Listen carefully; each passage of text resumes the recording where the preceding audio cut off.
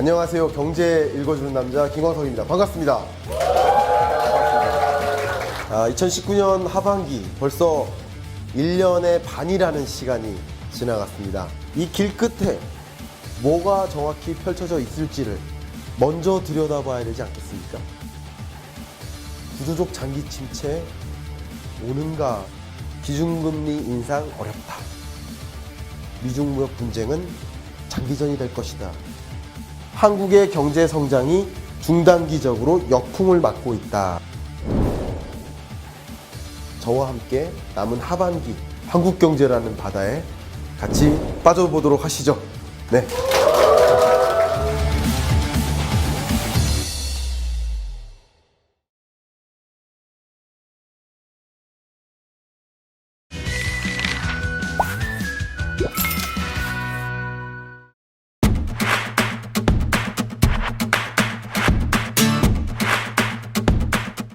안녕하세요. 전국에 계신 경할머니 여러분, 경제 읽어주는 남자 김광석입니다. 무거운 주제를 좀 가지고 왔습니다. 제조업 위기와 주력산업 구조조정 본격화. 제조업 가동률이 하락하고 또 재고는 쌓여나가는 모습. 우리 경제가 풀어야 할 가장 중대한 숙제가 아닌가 생각을 합니다. 저도 이 현장을 다녀와 본 적이 있습니다만 이미 조선업의 구조조정, 그리고 여러 자동차 산업, 부품 소재 산업, 여러 산업에 걸쳐서 구조조정이 본격화됐습니다. 사실 이 조선산업, 자동차 산업, 이런 여러 제조업은 우리 한국 경제의 허리 역할을 했었죠. 고용을 다 충족시키고 산업의 GDP의 상당한 비중을 차지하고 수출 물량을 절대적으로 많이 차지하는 이 제조업에 위기가 생긴 겁니다. 제조업 일자리 갈 데 없어 라는 그 첫 서론적인 이야기를 시작해 보겠습니다. 우리나라 고용이 굉장히 안 좋다라는 말씀을 하고 있지만 사실은 그 궁극적인 고용 문제의 어떤 집약체, 가장 핵심 부분은 제조업 취업자, 제조업 비중이 줄어드는 모습이 가장 중요한 현상입니다. 보시는 것처럼 2016년에 줄어들기 시작했어요. 2015년이 제조업 취업자 정점을 기록하고 그 이후로는 줄곧 제조업 취업자가 줄어들고 있습니다. 결국 우리나라 취업자가 약 2,700만 명 정도 된다면 여기서 제조업 취업자가 차지하는 비중, 그 비중이 계속 줄어들고도 있는 거죠. 결국은 취업자는 늘어나는데 제조업 취업자만 줄어드는, 그렇기 때문에 이 비중이 또 줄어드는 거죠. 제조업 취업자가 줄어드는 현상도 중요하지만 제조업 취업자의 비중, 전체 취업자에서 차지하는 그 비중이 줄어드는 것은 제조업의 어떤 경기, 그 문제 굉장히 심각하다라고도 볼 수 있고요. 공장을 방문하면 공장에서 일하는 직원이 굉장히 적어지고, 어떤 공장을 방문하면 제가 강연 시간에 말씀드렸지만 한 명 일하세요. 한 명. 한 명이 누구세요? 경비 아저씨. 그럼 그 공장 앞에 식당, 커피숍, 맥주집 어떻습니까? 다 같이 문 닫죠. 그 경제는 어떨까요? 그 지역 경제는 완전히 파탄납니다. 제조업 위기는 한국 경제 위기로 전개될 수 있기 때문에 우리가 심도 있게 우리가 다뤄봐야 될 중요한 주제입니다. 그럼 제조업의 경제적 위상이 흔들리고 있는데 이걸 어떻게 설명할 수 있느냐? 여러 가지 지표를 보여드리면서 설명할 수 있겠지만 그 가장 핵심적인 지표는 제 생각엔 제조업의 GDP에 대한 성장 기여도입니다. 결국 제조업이 경제 성장에 얼마나 기여하느냐를 보여주는 지표인데요. 제가 2001년부터 통계가 가능해서 그래프를 그려봤지만 글로벌 금융위기 이전에는 그래도 2%대를 상하회했습니다. 평균적으로 약 2%대는 거죠. 이 기간에는 보면 2%를 초과한 게 세계년도고 2%포인트인 때가 이때도 있었으니까 2%포인트대를 유지를 나름대로 했었는데 글로벌 금융위기 이전에는 경제 구조가 바뀐 지금에는 1%대로 추락했습니다. 사실은 1%포인트대라고 하지만 1%포인터를 넘어서는 해가 극히 드물죠. 그러니까 제조업이 우리 경제 성장에 기여하는 정도가 급격히 추락한 것이라고 볼 수 있는 것이죠.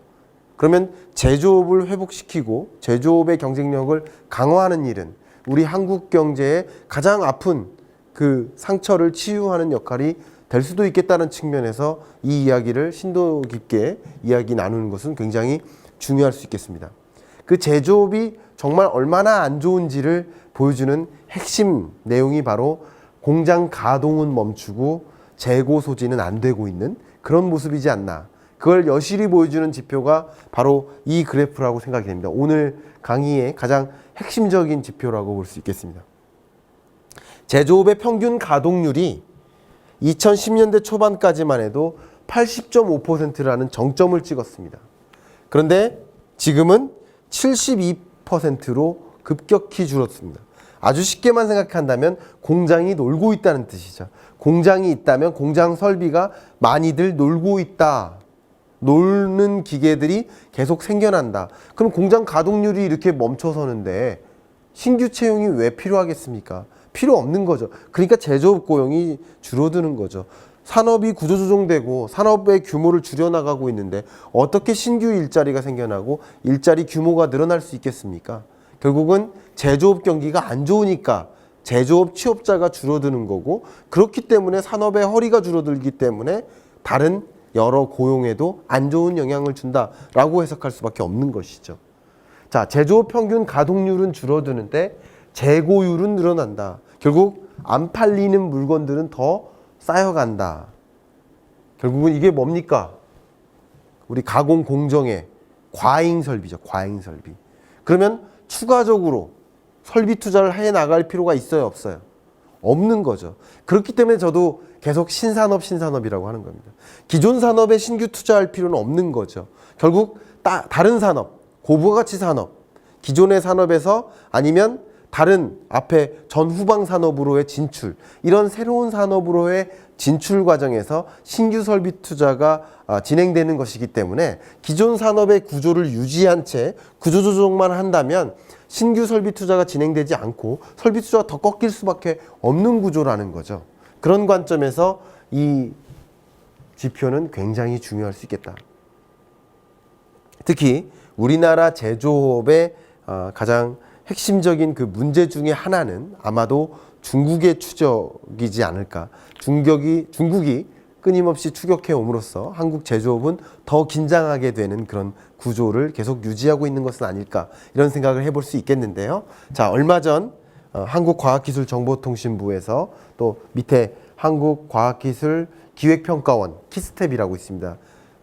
저도 여기서 근무했었던 연구원으로 근무했던 기억이 있는데요. 여기서 중요한 연구를 하는데 그 연구 중에 하나가 바로 기술 수준 평가예요. 근데 한국과 중국과 일본, EU, 미국을 좀 제시를 했는데 이것은 미국을 100%로 놓고 보는 거예요.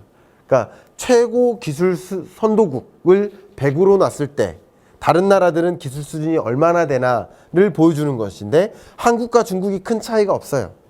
그 기술 격차가 몇 년이나 차이나가 날까를 본 거는 결국 3.8년으로 한국과 중국이 같아요. 그러니까 미국을 100으로 놨을 때 한국과 중국의 기술 격차는 약 둘 다 거의 76% 정도로 거의 비슷한 수준이다라고 말씀드릴 수 있는데, 이거를 좀 시계열적으로 볼게요. 물론 지금 전제를 잠깐 하나 드리면 이 지표들은 2008년, 10년, 12년, 14년, 16년 동안에 이 기술 수준 평가 내용의 대상, 기술의 대상이라든가 조사 방법이라든가 이런 기준, 이런 것들이 많이 다르기 때문에 연간 시계열적으로 분석하는 것은 적합한 방식은 아닙니다.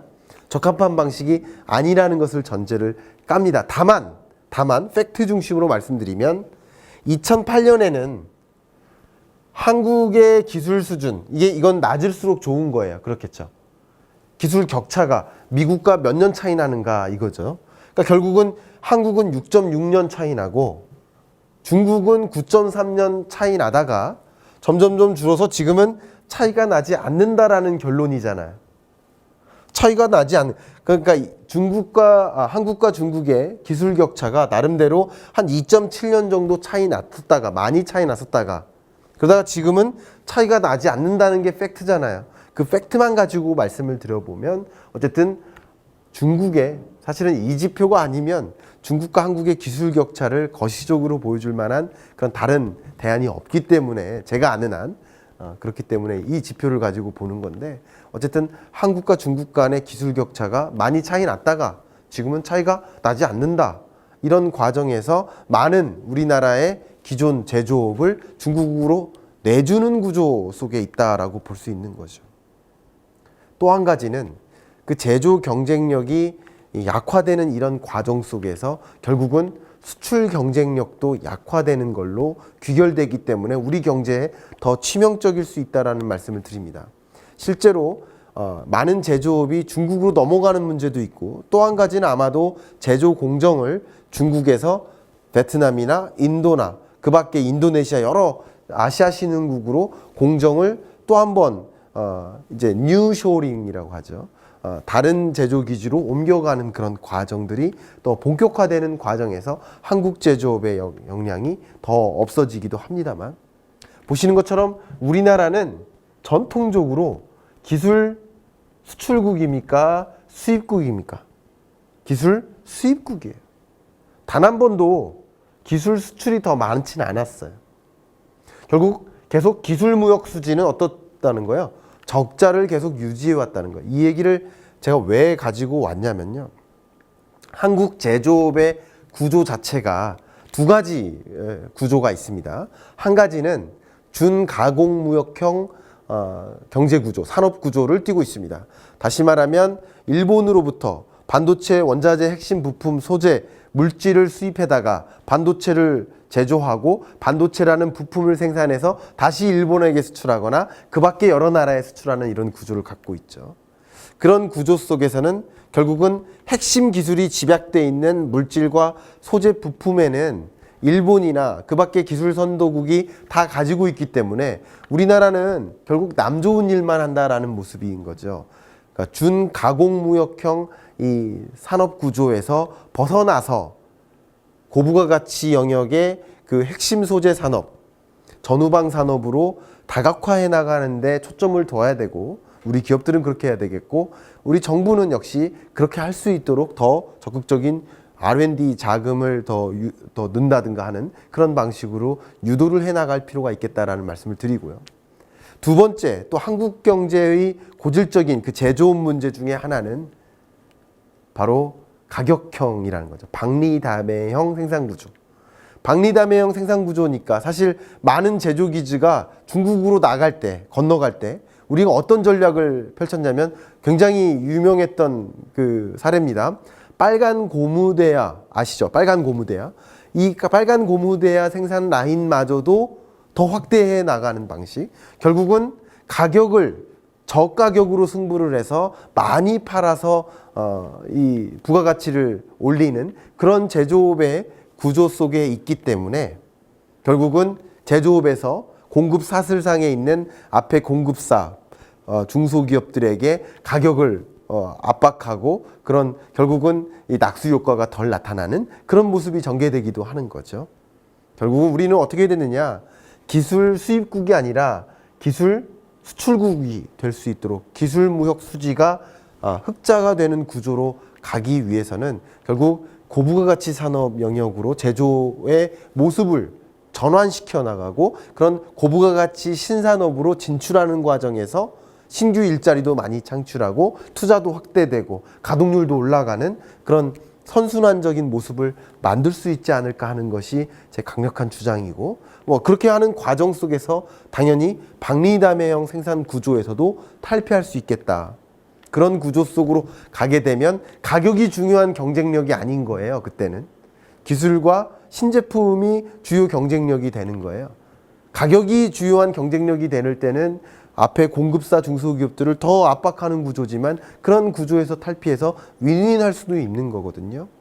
그런 구조로 가면 또 일본의 여러 경제 보복이나 압력에 또 맞대응할 수도 있는 거죠. 우리가 굳이 일본에 공급 의존적이지 않기 때문에 그럴 필요가 없어지는 거죠. 결국 제조업의 구조를 패러다임을 완전히 전환할 수 있도록 하는 그런 조치가 필요하지 않을까 그런 말씀을 드리면서 이번 주 경제 읽어주는 남자 마무리하도록 하겠습니다.